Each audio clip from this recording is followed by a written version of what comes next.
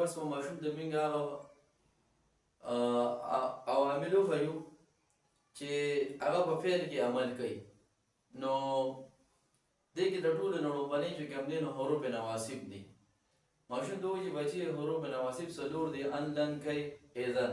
او د دې کار دا دی چې دا به رالیږي او فعل ته به چې کوم دی نو نصب ورکوي.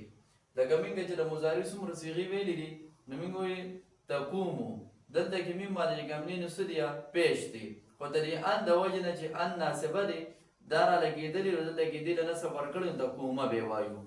یذهبو دی دلته با باندې چې کوم دی نو موږ څه وایو پیش وایو، خو دا لن رالګېدلي دي دې چې کوم دی نو دلته کې څه ورکړی دی نصب یې ورکړی دی نو د پیش نه چې کوم دی نو زبر جوړ کړی دی. د ان او د لن د کی او د اذن د دې کار دا دی چې دا به څه کوي دا به چې کوم دی نو حروف مضارع له هغه حروف مضارع چې په هغې کې نون د تثنیې او نون د جمع نه وي، یعنې چې په کوم ځای کې دا صیغې راغلي او په کوم ځای کې ورکولی شو هلته کې به دا مضارع له چې کوم دی نو نصب ورکوي.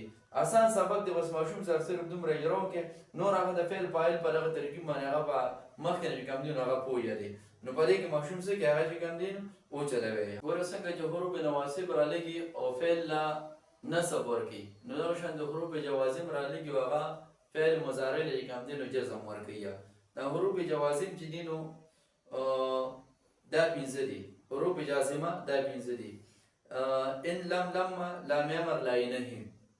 نو ګورئ ماشوم ته دومره ووایه چې دلته کې د علم چې کوم دی نو حرف جزم دی دا رالګېدلي دي، یضرب یې دلته با چې کوم دی نو ساکنه کړې ده. موږ چې بغیر د حروف نواصب او جوازم پې نه داخل شي او کله د مضارع ګردان کړو نو موږ وایو یضربو.